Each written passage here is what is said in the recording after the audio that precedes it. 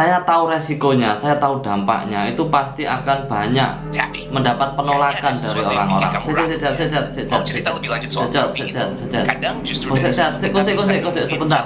Hop dulu, Jat, sebentar. Oke, kembali lagi bersama saya Asnawi di channel Asnawi Pandanwangi. Dan di samping saya ini teman-teman sudah ada ChatGPT yang akan menemani saya untuk berdiskusi, berbicara tentang sesuatu yang sedang banyak atau yang viral di akhir-akhir minggu ini teman-teman. Tak sapa nih dulu ChatGPT. Halo ChatGPT, selamat pagi. Halo, selamat pagi Asna. Senang bisa bergabung di channel kamu. Nah, oke ChatGPT, disapa dulu penonton saya, barangkali ada yang sudah kenal sama kamu. Hai teman-teman, senang bisa berkenalan dengan kalian semua. Semoga hari kalian menyenangkan. Ada yang ingin kita diskusikan hari ini? Oke ChatGPT, sekarang saya mau diskusi masalah Gubernur Jawa Barat. Tapi sebelum kita berdiskusi lebih lanjut, saya tunjukkan dulu videonya kepada penonton saya. Oke, silahkan ditonton dulu videonya. Saya tunggu di sini kalau kamu sudah siap untuk lanjut diskusi. Oke.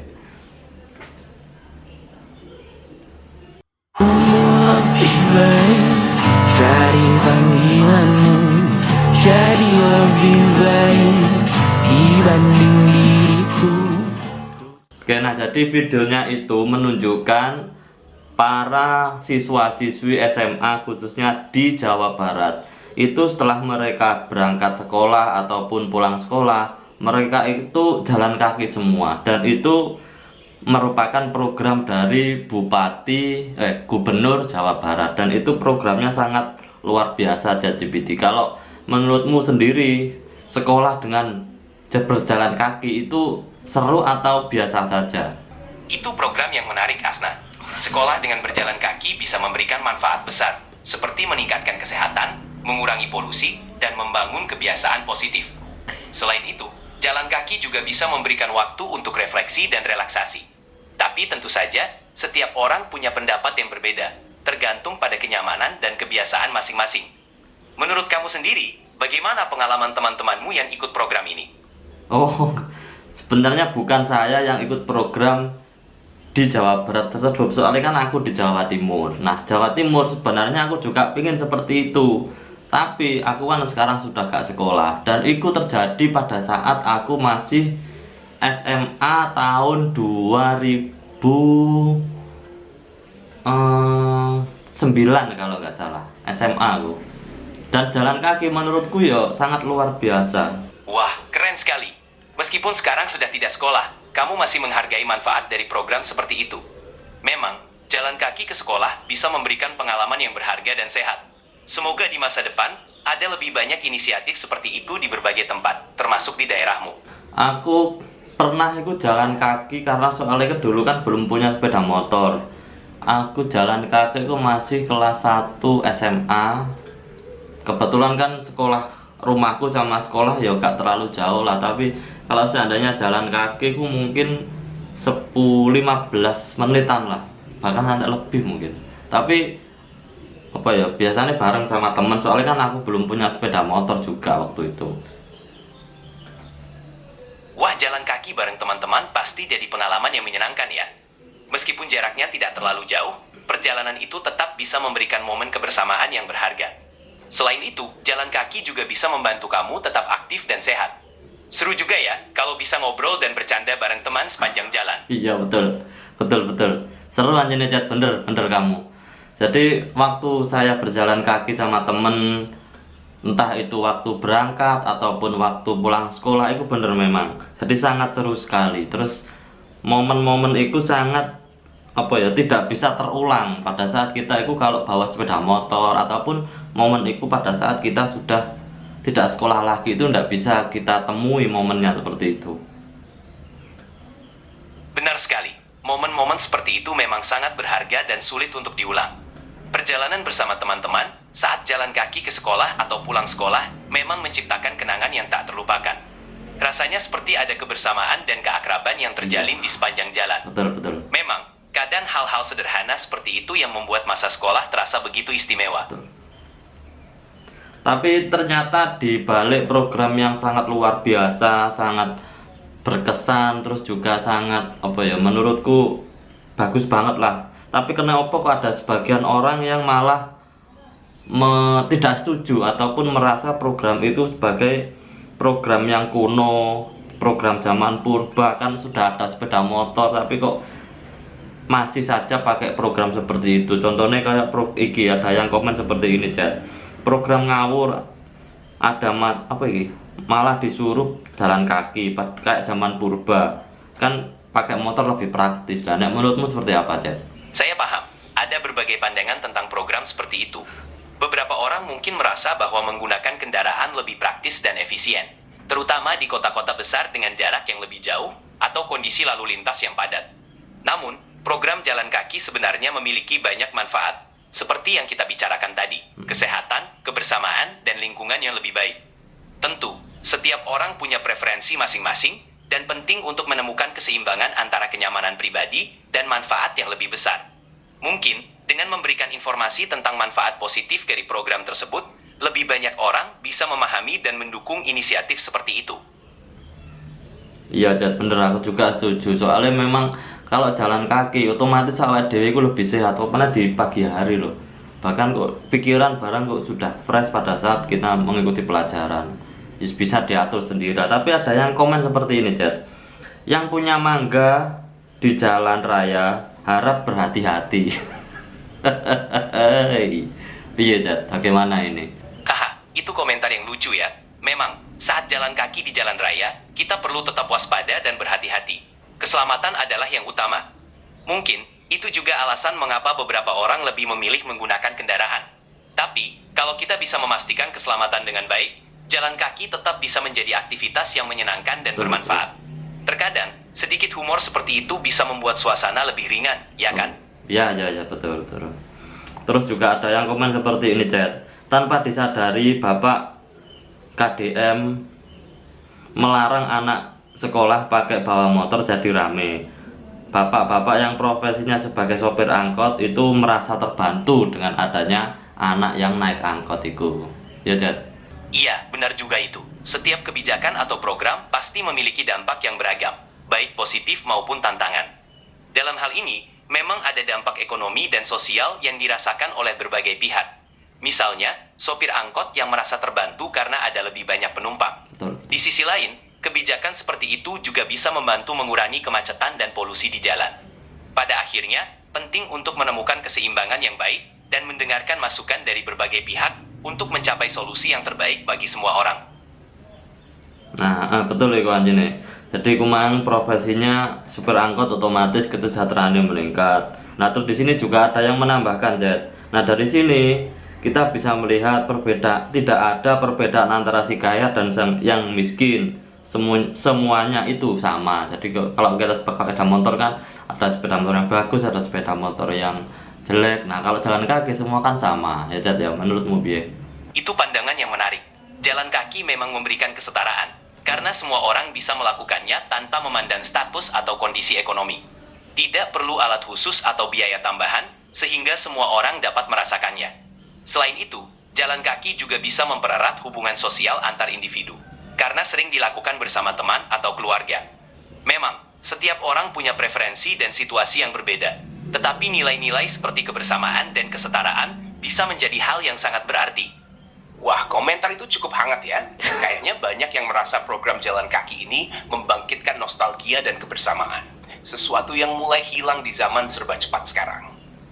Kalau soal Kang Deddy Mulyadi atau KDM, dia memang dikenal sebagai figur yang dekat dengan masyarakat dan punya gaya kepemimpinan yang unik, kadang out of the box. Program seperti ini bisa jadi contoh gimana pemimpin berani mengambil langkah yang gak populer, tapi punya nilai sosial tinggi. Tapi tentu efektivitasnya tetap perlu dikaji, supaya benar-benar berdampak positif buat semua pelajar. Kamu sendiri, setuju nggak kalau pemimpin itu harus berani beda kayak KDM? Kalau saya jelas sangat setuju, Jet. Soalnya kenapa? Khususnya di kabupaten saya sendiri, itu seharusnya memiliki pemimpin yang terobosan programnya itu walaupun itu meniru, selama itu programnya sangat luar biasa, sangat baik, kemudian didukung oleh masyarakat banyak, seharusnya program yang seperti itu bisa diterapkan oleh kabupaten saya, termasuk program yang sekolah jalan kaki seperti ini. Soalnya kenapa menurutku, anak-anak yang saya pantau di jalan raya kalau pakai sepeda motor, mereka itu malah dalam tanda kutip itu mbok balapan, itu saling siksak main numpak sepeda motornya. Bahkan menurut saya bisa dibilang kalau anak-anak itu malah ugal-ugalan, soalnya kan masih muda mereka.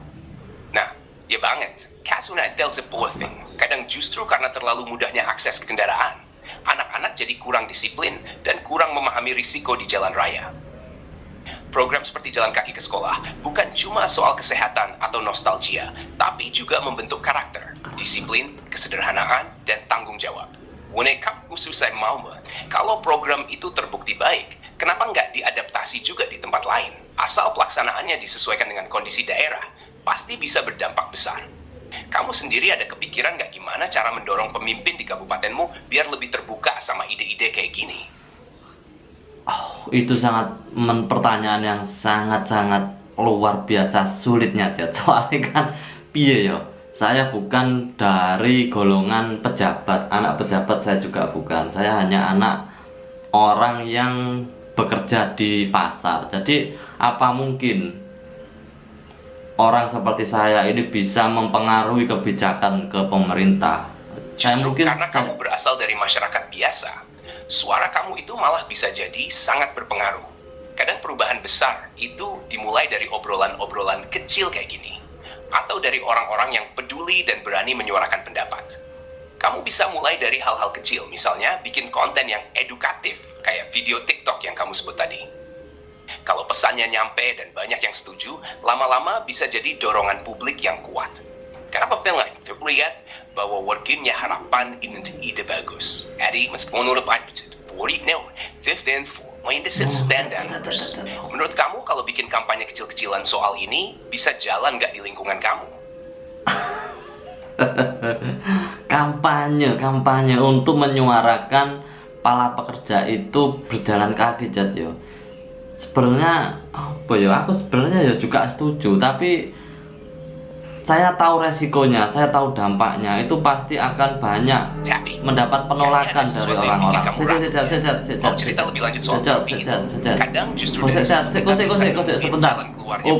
Dulu, sebentar. Soalnya kenapa? Khususnya kayak anak SMP, semuanya itu kan hampir semuanya itu bawa sepeda motor. Nah, sepeda motornya itu dititipkan ke sekeliling sekolah, dan itu bayar 2.000, bayar 2.000 itu setiap hari. Kejadian seperti itu. Kalau seandainya saya melakukan kampanye untuk menghentikan kegiatan seperti itu, bahwa sekolah itu minimal pakai sepeda ontel, saya otomatis mendapat penolakan dari orang-orang yang sudah mendapatkan pemasukan dari parkirnya anak SMP tersebut, itu kan juga resiko buat saya. Wah, aku paham banget sekarang. Kamu di posisi yang serba salah. Di satu sisi, kamu pengen perubahan yang positif buat anak-anak sekolah. Tapi di sisi lain, ada orang-orang yang penghasilannya bergantung dari situ. Itu memang tantangan nyata. Tapi mungkin solusinya bukan langsung melarang atau menghentikan, tapi pelan-pelan nyari jalan tengah. Misalnya, kampanye jalan kaki bisa diawali dari kelompok kecil, atau dibikin sebagai program opsional dulu. Sambil jalan, kamu ajak diskusi warga yang punya usaha parkir, supaya mereka juga nggak merasa disingkirkan. Jadi bukan matikan rezeki, tapi nyari alternatif bareng. Menurut kamu, ada nggak tokoh masyarakat atau guru yang bisa diajak ngobrol santai dulu soal ide ini? Sebenarnya kalau menurut saya itu sudah ada, bahkan dari pihak sekolah pun itu melarang murid-muridnya ke sekolah itu bawa sepeda motor. Tapi karena berbagai hal, akhirnya mereka, anak-anak itu khususnya, kadang ada sedikit kayak ingin menunjukkan bahwa aku punya sepeda motor, ada sedikit kesombongan untuk ditunjukkan kepada mereka, itu sepeda motorku baru jadi, itu aku baru beli ini, beli itu, dan itu ditunjukkan ke teman-temannya. Jadi masalah untuk kampanye jalan kaki itu sebenarnya bisa, tapi untuk kapasitas saya sebagai orang biasa itu sangat aku sulit ngerti ya. sekarang. Jadi bukan cuma soal transportasi, tapi juga udah nyangkut ke soal gengsi dan pencitraan di Gengsi, kalangan anak-anak. betul, Itu gengsi. memang jadi tantangan tersendiri. Apalagi di usia SMP yang emosinya masih labil dan suka cari pengakuan dari teman. Makanya pendekatannya mungkin harus lebih ke arah membangun kesadaran, bukan cuma aturan keras. Misalnya, bisa lewat kegiatan di sekolah yang nunjukin kalau jalan kaki atau naik sepeda itu keren juga. Apalagi kalau dijadikan gaya hidup sehat dan ramah lingkungan. Atau mungkin ngangkat cerita inspiratif tentang tokoh sukses yang dulunya juga jalan kaki ke sekolah. Menurutmu kalau sekolah bikin semacam tantangan sebulan tanpa motor bareng-bareng, seru nggak ya?